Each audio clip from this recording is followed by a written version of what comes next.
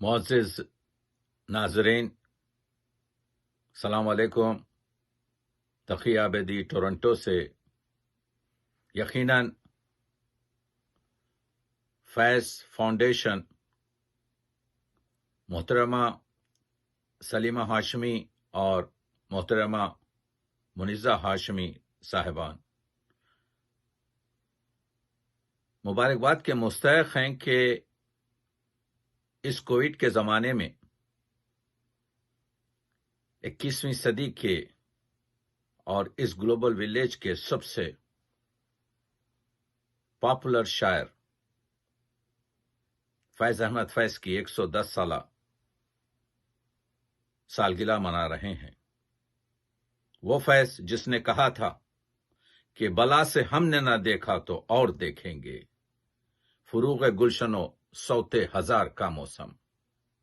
سوال یہ ہے کہ اس 21ویں صدی کے اس گلوبل ولیج میں جہاں پر اردو کی کہکشان میں ہزاروں سے شعر ہیں اور فیض کے پاس زیادہ اشعار نہیں ہیں، لیکن ان کی آواز آج کی 21ویں صدی کی آواز ہے، ان کی اہمیت ہے، ان کی افادیت ہے، کیونکہ اشعار میں احساس کی شدت ہے، جذبے کا خلوص ہے، عمل کی خواہش ہے۔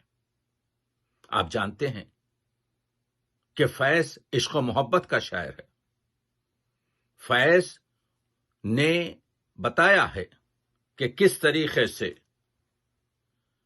اگرچہ کہ وہ حسن و محبت ان کی روح میں رچا بسا تھا، لیکن ان کے حسن کی جمالیات کی لغت میں سماجی اقدار بھی ہیں، اخلاقی اقدار بھی ہیں، کیونکہ وہ خود کہتے ہیں کہ جن چیزوں کی طرف ان کے پاس رجائیت ہے، قنوتیت نہیں، فیض کے پاس اجتماعیت ہے، انفرادیت نہیں، فیض کے پاس عمل کرنے کی کوشش ہے۔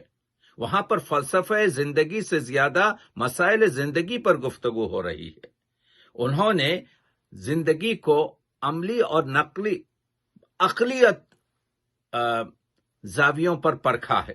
تو آپ جانتے ہیں، اسی لیے تو کہا تھا کہ ہم نے جو طرز فغاں کی تھی قفس میں ایجاد، فیض گلشن میں وہی طرز بیاں ٹھہری ہے۔ یہ اور بات ہے، نہ ہوا پر نہ ہوا فیض کا انداز نصیب، لیکن کوشش تو کی جا رہی ہے اس دور میں جو گفتگو ہو رہی ہے۔ تو عرض یہ کر رہا ہوں کہ فیض اس دور کا شاعر ہے۔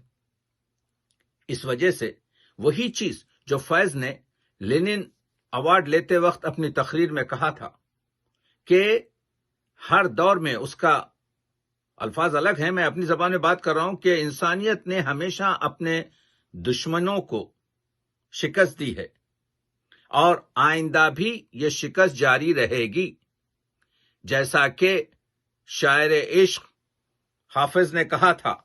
کیا کہا تھا شاعر عشق حافظ نے؟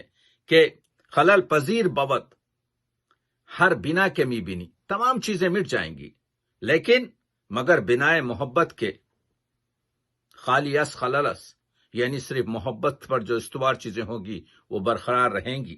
تو آپ جانتے ہیں کہ وہ فیض جو کہتا ہے کہ مزدوروں، غریبوں اور کسانوں پہ رحم مت کرو بلکہ ان کا مقام دو، اسی وجہ سے تو ان کی جو منشور نظم ہے انتصاب، اس میں پہلے کسان کو بتایا ہے آج کے نام اور آج کے غم کے نام، بادشاہ جہاں والی ماسوا نائب اللہ فی الارض دہقاں کے نام۔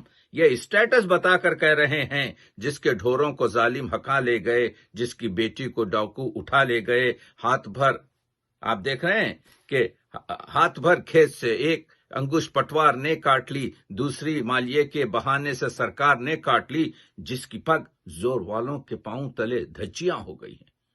وہ فیض اس دور کا فیض ہے جس نے درد کی گفتگو کی ہے، جس نے نہ صرف آپ کے معاشرے کے، ہمارے معاشرے کی گفتگو کی ہے، بلکہ جہاں کہیں بھی مسئلہ رہا کہ ہم محکوموں کے پاؤں تلے جب دھرتی دھڑ دھڑ دھڑکے گی اور اہل شکم کے سر پر جب بجلی کڑکڑ کڑکے گی، جب عرض خدا کے کعبے سے سب بت اٹھوائے جائیں گے، ہم اہل صفا مردود حرم مسند پہ بٹھائے جائیں گے، سب تاج اچھالے جائیں گے، سب تخت گرائے جائیں گے، وہ تختوں کو گرانے والا، وہ تاجوں کو اچھالنے والا آج دلوں پر حکومت کر رہا ہے، اس وجہ سے کہ وہ جب بھی کرتے ہیں اس نطق لب کی بخیا گری فضا میں اور بھی نغمے بکھرنے لگتے ہیں۔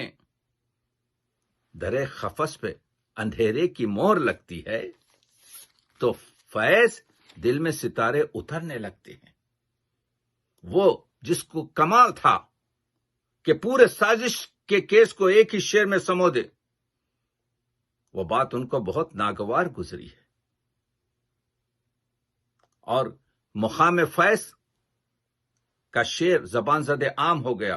تو عرض یہ کر رہا ہوں کہ فیض اس صدی کا شاعر ہے، اور فیض وہ شاعر ہے جس نے ہمیشہ آپ کے ہمت کی بات کی ہے، جو تمام آپ کے کیا کہتے ہیں کہ پیو کے مفت لگا دی ہے خون دل کی۔ اپنی گفتگو کو فیض ہی کے شعر پر ختم کرتا ہوں۔ پیو کے مفت لگا دی ہے خون دل کی کشید، گراں ہے اب کے مئے لال و فام کہتے ہیں۔ شکریہ۔